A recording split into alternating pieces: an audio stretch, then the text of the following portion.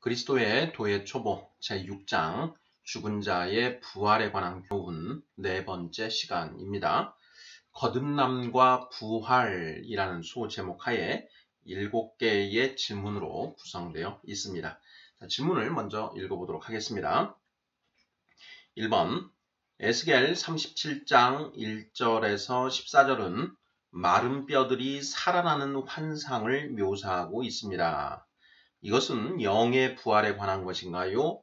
육의 부활에 관한 것인가요? 2번, 그 근거는 무엇인가요? 3번, 고린도전서 15장 42에서 44절은 영의 부활에 관한 말씀인가요? 육의 부활에 관한 말씀인가요? 4번, 그 근거는 무엇인가요? 5번, 요한복음 3장에서 예수님이 말씀하신 거듭남은 영의 부활을 말하는 것인가요? 육의 부활을 말하는 것인가요? 6번 예수님은 죽은 영이 어떻게 살아날 수 있다고 말씀하시나요? 7번 성령을 받으면 죽은 영이 살아나게 됩니다.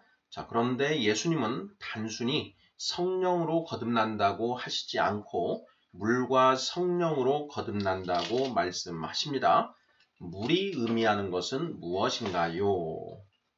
자, 이렇게 해서 모두 7개의 질문입니다. 자, 그리스도의 도의 초보 6장 죽은 자의 부활에 관한 교훈인데요. 자, 첫 번째 시간에는 전체를 개관해 보았고요. 자, 그리고 두 번째 시간에는 육의 부활, 그리고 세 번째 시간에는 영의 부활 에 관해서 살펴보았습니다. 자, 오늘은 네 번째 시간으로 거듭남과 부활에 관하여 살펴보고자 합니다. 자, 1번부터 답을 찾아가 보도록 하겠습니다. 자, 1번 에스겔 37장 1절에서 14절은 마른 뼈들이 살아나는 환상을 묘사하고 있습니다. 이것은 영의 부활에 관한 것인가요? 육의 부활에 관한 것인가요? 자, 하는 질문입니다.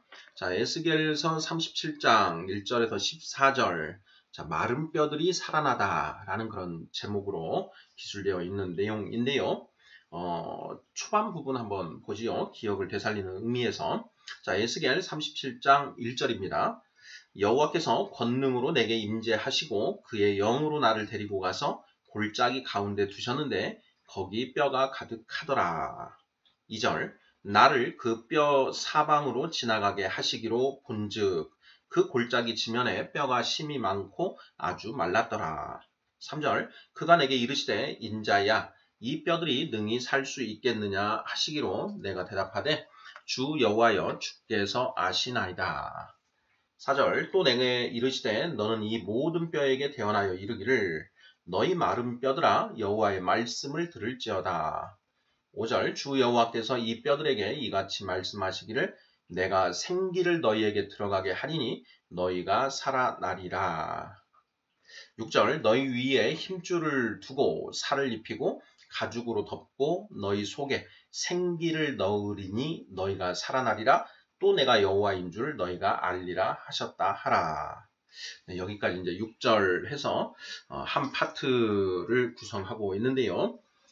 지금 이제 그 내용은 에스겔이 이제 그 환상을 보는 그런 장면입니다. 그런데 그 환상의 내용을 보면 성령이 에스겔을 그 골짜기로 이제 데리고 가셨다라는 것이죠. 그런데 그 골짜기에 보니까 뼈들이 수많은 그 뼈들이 가득 그 널브러져 있더라라는 것입니다. 그런데 그 뼈의 상태를 보니까 아주 바짝 이렇게 말라 있는 그런 상태였다. 자, 그런데 그 이제 성령께서 자 에스겔에게 이 뼈들이 살아날 수 있겠느냐 하고 물어보는 것이죠. 그러자 에스겔이 주 여호와여 주께서 아시나이다 하고 이렇게 이제 겸손하게 대답을 합니다. 자, 그러자 그 성령께서 자, 네가 이 뼈에게 말하라. 자, 여호와의 말씀을 들으라고 말을 하면서 자, 내가 생기를 너희에게 들어가게 하리니 너희가 살아날 것이다. 자, 너희 위에 힘줄을 두고 살을 입히고 가죽으로 덮고 너희 속에 생기를 넣어서 너희가 살아날 것이다. 자, 그렇게 함으로써 내가 여호와인 줄 너희가 알 것이다. 이렇게 이제 말을 하라고 이제 그 명령을 하는 것이죠. 자, 그러자 이제 에스겔이 그 명령에 따라서 이제 그대로 행합니다. 그렇게 행하자 그 마른 뼈들이 이제 살아난다라는 내용이 이제 7절, 8절, 9절, 10절까지 쓰여져 있죠. 읽어보겠습니다. 자, 이에 내가 명령을 따라 대언하니 대언할 때에 소리가 나고 움직이며 이 뼈 저 뼈가 들어맞아 뼈들이 서로 연결되더라. 8절 내가 또 보니 그 뼈에 힘줄이 생기고 살이 오르며 그 위에 가죽이 덮이나 그 속에 생기는 없더라.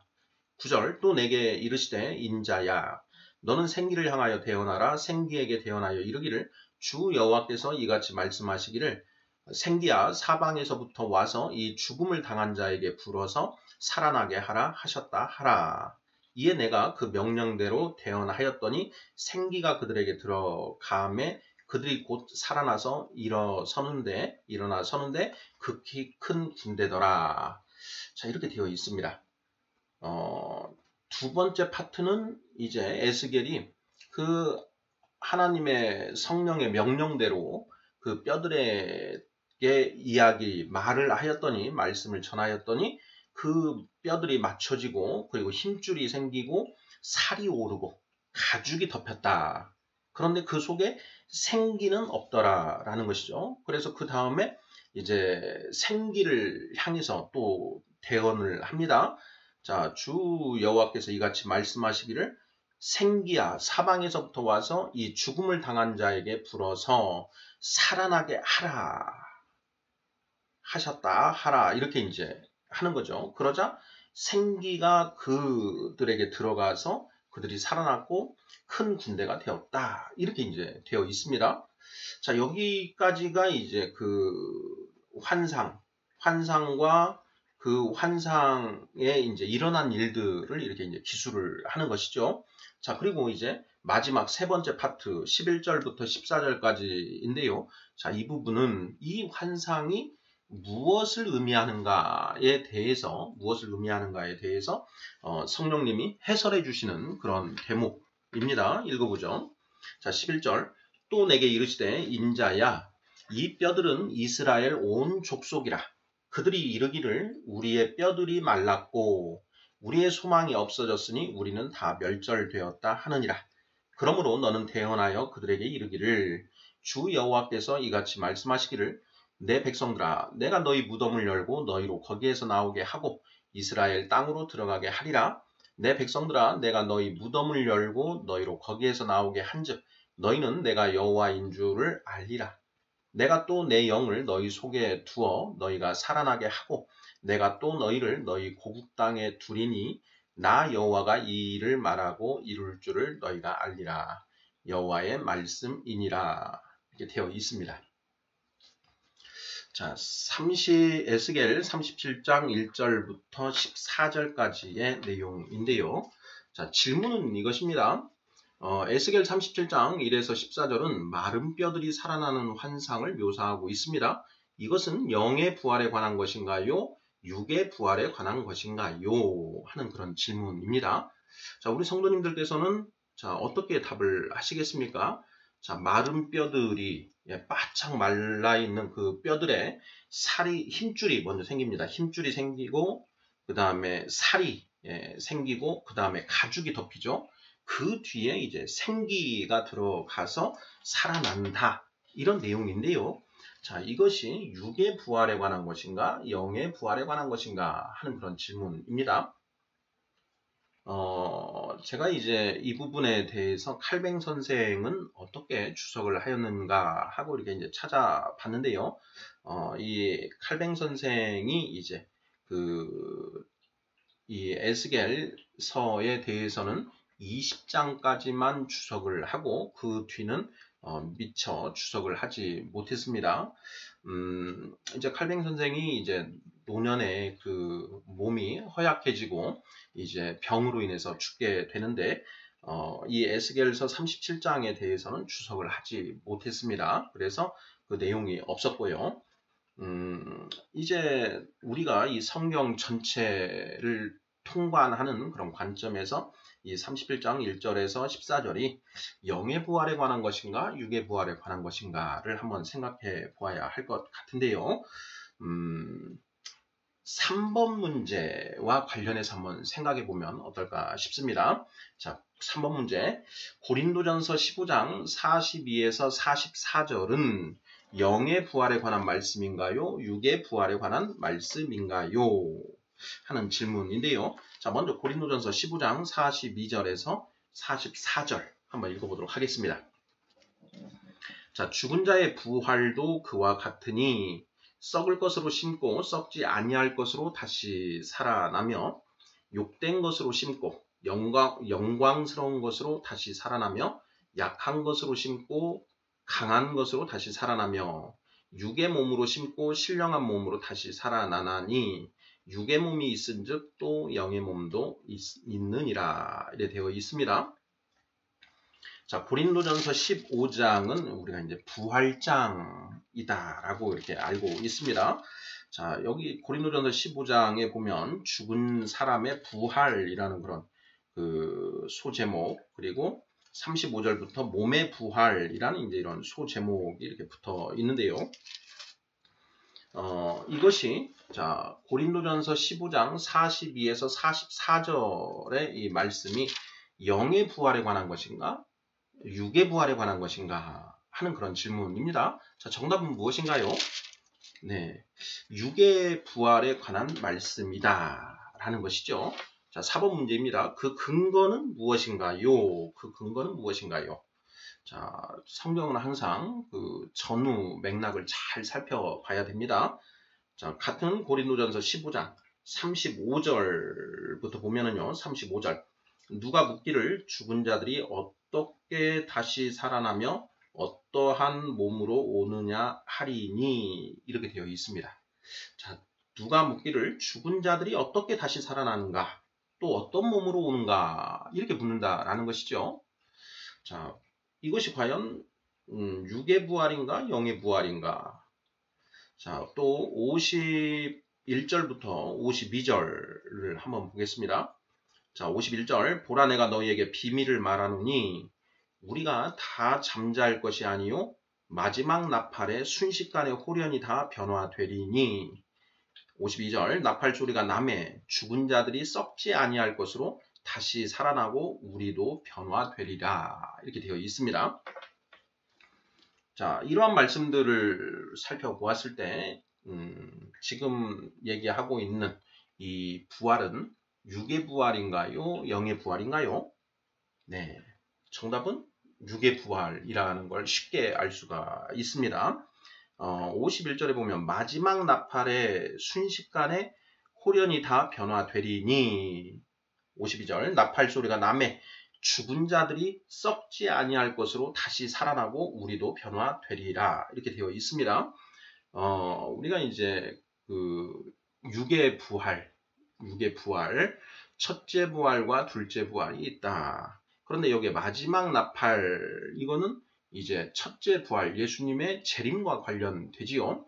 7번의 나팔 소리, 빵빠레 끝에 예수님이 이제 재림을 하신다. 라는 것이 요한계시록에 기록이 되어 있는데, 자, 여기 마지막 나팔에 순식간에 홀연히 다 변화되리니 예수님이 재림하실 때 첫째 부활에 참여하는 자들이 있다라고 했습니다. 그 부활은 육의 부활을 의미한다라는 것은 명백하지요. 자, 따라서 고린도전서 15장 42에서 44절은 육의 부활에 관한 말씀이다라는 것을 우리가 알 수 있는 것이지요. 자, 그러면 이 고린도전서 15장의 육의 부활장, 이 내용을 근거로 해서 에스겔 37장 1에서 14절을 우리가 묵상해 볼 수가 있는 것이죠. 자, 에스겔 37장 1에서 14절이 육의 부활인가 영의 부활인가, 이것을 고린도전서 15장을 척도로 해서 판단해 볼 수 있다라는 것이죠. 자, 고린도전서 15장 6의 부활을 보면은요. 42에서 44절 중에 44절 육의 몸으로 심고 신령한 몸으로 다시 살아나나니 육의 몸이 있은즉 또 영의 몸도 있느니라 이렇게 되어 있습니다. 51절에 보면 마지막 나팔에 순식간에 다 홀연히 변화되리니 이렇게 되어 있죠. 그리고 그 내용들을 이제 쭉 이렇게 살펴보면 우리가 부활했을 때 우리가 가질 그 육신은 현재 우리가 가지고 있는 육신과는 다르다라는 것을 알 수가 있습니다. 자, 그런데 에스겔 37장 1절에서 14절의 내용을 살펴보면 마른 뼈에 힘줄이 생기고 살이 입히고 가죽이 덮이고 그 뒤에 생기가 들어가서 살아나는 그런 장면이죠. 자, 육의 부활인가요? 영의 부활인가요? 네, 저는 그 고린도전서 15장의 그 육의 부활, 그 영광스러운 몸은 아닌 것 같다라는 그런 생각이 듭니다. 자, 그래서 에스겔 37장 1절부터 그 10절까지 그 마른 뼈가 살아나서 힘줄이 생기고 살이 붙고 가죽이 덮이고 그 다음에 이제 마지막에 생기가 들어가서 살아난 이 장면은 육의 부활보다는 영의 부활로 보는 것이 맞지 않을까 이런 생각이 듭니다. 그 근거를 우리가 생각을 해보면 37장 11절부터 14절이 자, 이 환상의 의미가 무엇인지를 그 성령께서 설명을 해주시는데요. 11절 보겠습니다. 자, 인자야, 이 뼈들은 이스라엘 온 족속이다. 그들이 이르기를 우리의 뼈들이 말랐고 우리의 소망이 없어졌으니 우리는 다 멸절되었다 하느니라. 이렇게 이제 표현을 하고 있죠. 지금 이스라엘의 상태가 어떤 상태인가? 지금 바벨론으로 모두 다 포로로 끌려가 있는 그런 상태이죠. 자, 에스겔 선지자는 그 바벨론의 포로로 끌려가서 그 선지자로 부름을 받았습니다. 에스겔서 1장이죠. 그발 강가에서 그 하나님의 말씀이 그 에스겔에게 임하였다. 이렇게 되어 있습니다. 에스겔서 1장 3절. 갈대아 땅 그발 강가에서 여호와의 말씀이 부시의 아들 제사장 나 에스겔에게 특별히 임하고 여호와의 권능이 내 위에 있으니라. 여호와의 말씀과 권능이 에스겔에게 임하였다. 말씀, 권능은 성령 이렇게 볼 수가 있겠는데요. 자, 말씀과 성령이 에스겔에게 임하였다. 에스겔이 선지자로 그 세워졌다. 부름을 받았다. 이런 내용인 것이지요. 자, 이렇게 그 포로로 잡혀가 있는 그런 지금 이스라엘 그 백성들의 상태. 자, 그들이 우리의 뼈들이 말랐고 소망이 없어졌으니 우리는 다 멸절되었다고 이제 말하고 있는 그런 상태인 것이죠. 한탄하고 있는 그런 상태. 자, 12절 보겠습니다. 37장 12절. 그러므로 너는 대언하여 그들에게 이르기를 주 여호와께서 이같이 말씀하시기를 내 백성들아 내가 너희 무덤을 열고 너희로 거기에서 나오게 하고 이스라엘 땅으로 들어가게 하리라. 자, 지금 이스라엘 백성들이 포로로 다 잡혀갔는데 자, 그 하나님 여호와 하나님께서 그 포로로 잡혀간 이스라엘 백성들을 다시 이스라엘 땅으로 귀환하게 하실 것이다. 이런 얘기죠. 14절 내 백성들아 내가 너희 무덤을 열고 너희로 거기에서 나오게 한즉 너희는 내가 여호와인 줄 알리라. 여호와인 줄을 알리라. 14절 내가 또 내 영을 너희 속에 두어 너희가 살아나게 하고 내가 또 너희를 너희 고국 땅에 두리니 나 여호와가 이 일을 말하고 이룬 줄을 너희가 알리라. 여호와의 말씀이니라. 이렇게 되어 있습니다. 그러니 자, 지금 바벨론 땅에 포로로 잡혀간 그 이스라엘 백성들이 70년 동안 포로 생활을 마치고 이제 이스라엘 땅으로 귀환을 하게 되지요. 자, 그 뒤에 자, 이제 예수님이 오시고 그 성령 시대를 열어 주십니다. 자, 그렇게 될 것을 이렇게 예언을 통해서 말씀을 해 주시는데, 지금 이스라엘 백성들은 육신의 죽음을 당한 그런 상태가 아니다라는 것이죠.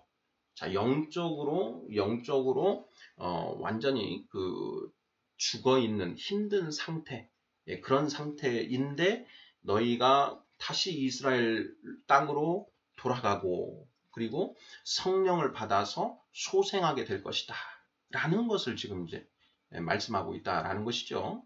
자, 성령을 받아서 죽었던 영이 살아나는 것, 영의 부활을 의미한다라는 것이죠. 자, 그래서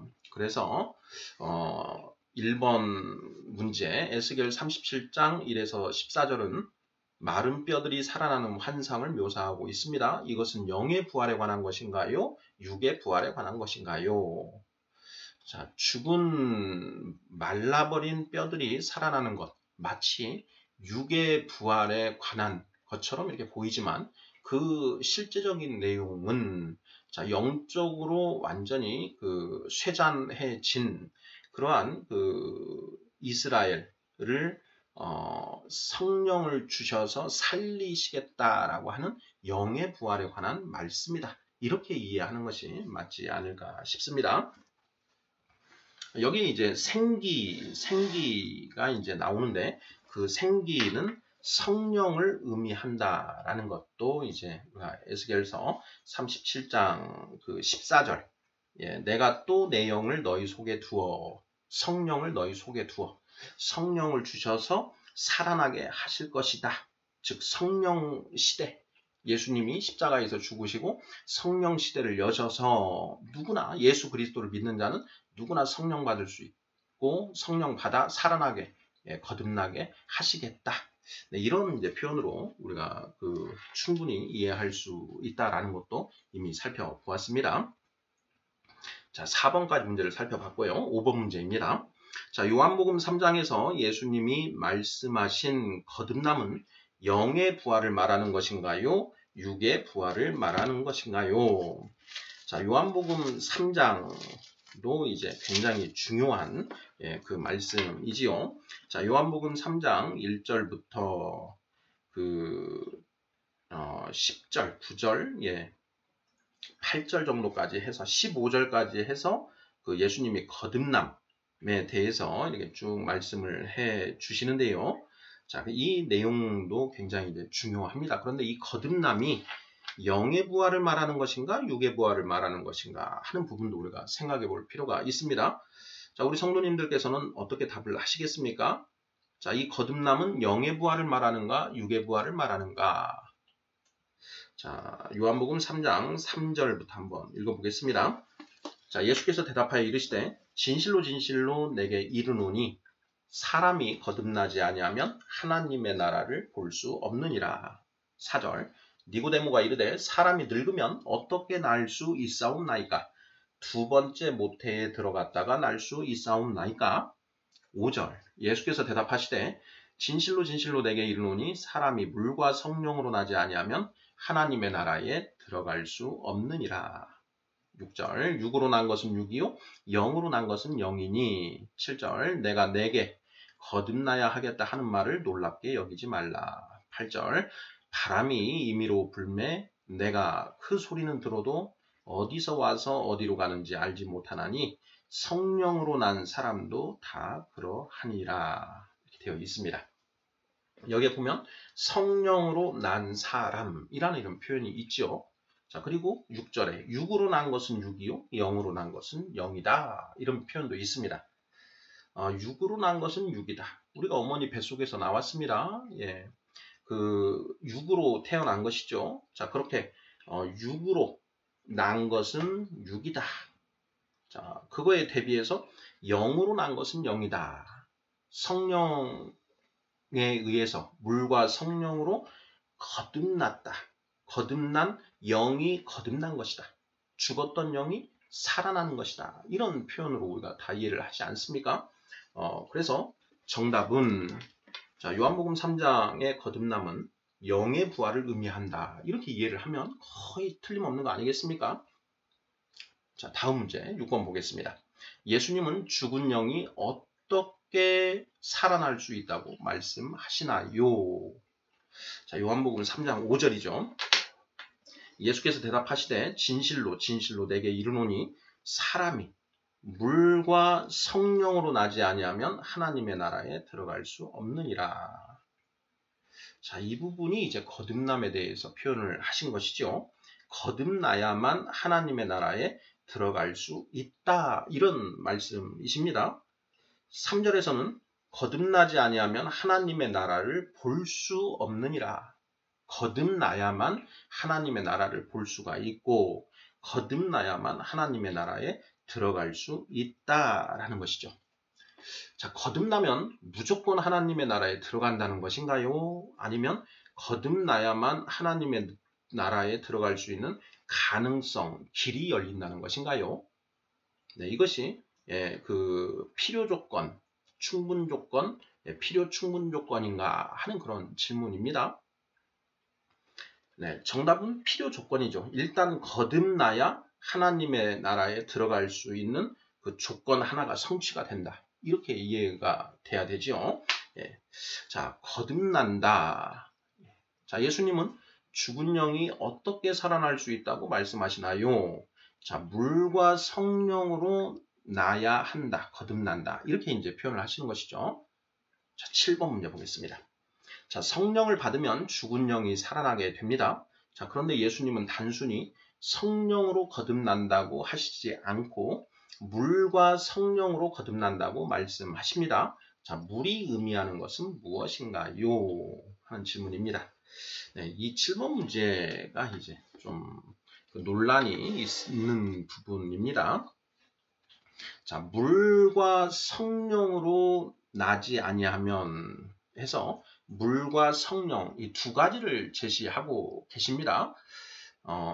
성령을 받아야 우리가 그 죽었던 영이 살아난다. 뭐 이 부분 자명한 것 같습니다.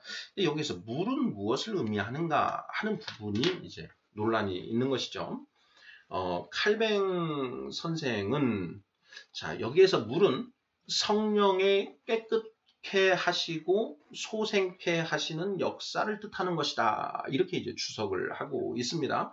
자, 그러면서 이 물을 세례를 의미하는 것으로 이해하는 것은 잘못된 것이다. 이렇게 이제 그 주석을 하고 있습니다. 그래서 이제 논란이 발생하는 것인데요. 자, 우리 성도님들께서는 여기에 물이 무엇을 의미하는 것이라고 생각하시는지요?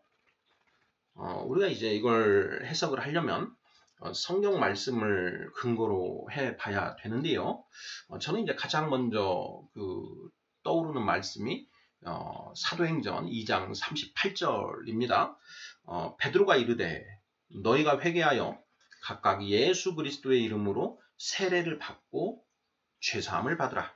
그리하면 성령의 선물을 받으리니 이렇게 되어 있습니다. 쉽게 풀어서 얘기를 하면 자, 너희가 회개하여 예수 그리스도의 이름으로 세례를 받으라. 그러면 먼저 첫째 죄사함을 받는다. 그리고 둘째 성령을 받게 된다. 이런 말씀이지요. 우리가 할 수 있는 것은 회개하고 세례를 받는 것은 우리가 할 수 있는 일이고 자, 그것을 하면 하나님이 우리의 그동안의 죄를 모두 사해 주시고 그리고 성령을 선물로 주신다라는 것이죠. 네, 이렇게 이해가 됩니다. 그래서 세례를 받음으로써 성령을 받는 것 이것이 바로 물과 성령으로 거듭나는 것이라고 우리가 표현할 수 있지 않을까 싶거든요. 자, 여기에 자, 베드로전서 3장 21절도 이렇게 되어 있습니다. 이것도 이제 중요한 말씀 같은데요. 읽어보겠습니다. 자, 물은 예수 그리스도께서 부활하심으로 말미암아 이제 너희를 구원하는 편이 곧 세례라. 이는 육체의 더러운 것을 제하여 버림이 아니요 하나님을 향한 선한 양심의 강군이라. 이렇게 되어 있는데요. 자, 일단 상반절 부분을 보면은요. 자, 물은 예수 그리스도께서 부활하심으로 말미암아 이제 너희를 구원하는 편이 곧 세례라 이렇게 쓰고 있습니다. 사도행전 2장 38절에 자, 너희가 회개하여 각각 예수 그리스도의 이름으로 세례를 받으라. 이걸 이제 베드로가 이야기를 했는데 이 베드로 전서에서 자, 베드로 사도가 자, 물은 예수 그리스도께서 부활하심으로 말미암아 이제 너희를 구원하는 편이 곧 세례이다. 라고 이렇게 선언을 하고 있는 것이죠. 그래서 제가 저의 묵상에서는 요한복음 3장 5절에 물과 성령으로 나지 아니하면 여기에서 자, 앞에 있는 물은 이 세례를 말하고 뒤에 있는 성령은 말 그대로 성령의 임재, 성령의 강림을 의미한다. 이렇게 이해를 하는 것이 가장 성경적이지 않을까 저는 그렇게 이해가 됩니다. 칼뱅 선생의 이제 그 주석은 이제 칼뱅 선생의 묵상이니까요. 아, 이렇게도 묵상을 할 수가 있구나. 이렇게 이제 살펴보고 계속 우리는 그 성경을 기준으로 해서 더 맞는 묵상이 무엇인지를 찾아가면 되는 것이죠. 자, 7번 문제. 성령을 받으면 죽은 영이 살아나게 됩니다. 그런데 예수님은 단순히 성령으로 거듭난다고 하시지 않고 물과 성령으로 거듭난다고 말씀하십니다. 물이 의미하는 것은 무엇인가요? 저는 세례를 의미한다. 사도행전 2장 38절. 자, 너희가 회개하여 각각 예수 그리스도의 이름으로 세례를 받으라는 부분에 그 세례를 뜻한다. 이렇게 이해를 하면 맞지 않을까 싶습니다. 자, 그리스도의 도의 초보 6장 네 번째 시간 거듭남과 부활이라는 소제목이 붙어 있는데요. 자, 거듭남과 부활. 이 거듭남은 영적인 영의 부활을 의미한다라는 것이 핵심적으로 시사하고자 하는 그런 요지입니다. 이와 관련해서 에스겔 37장의 마른 뼈가 살아나는 환상 이것은 무엇을 뜻하는가? 영의 부활을 의미한다. 자, 그리고 고린도전서 15장은 이제 육의 부활에 관한 말씀이다. 그래서 그 고린도전서 15장을 통해서 에스겔 37장의 마른 뼈들이 살아나는 것이 영의 부활을 의미하는지 육의 부활을 의미하는 것인지를 우리가 한번 반추해 볼 수 있다. 자, 그리고 요한복음 3장에서 예수님이 거듭남에 대해서 말씀하셨는데 그 거듭남은 영의 부활을 의미한다라는 것. 이런 내용들이 핵심인 것 같습니다. 아멘.